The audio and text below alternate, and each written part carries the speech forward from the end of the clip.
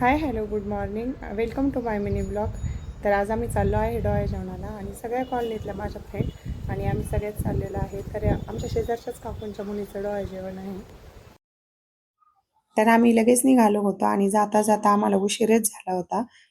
आणि याला म्हणजे आहे शेजारच्या काकूंचा मुलगा.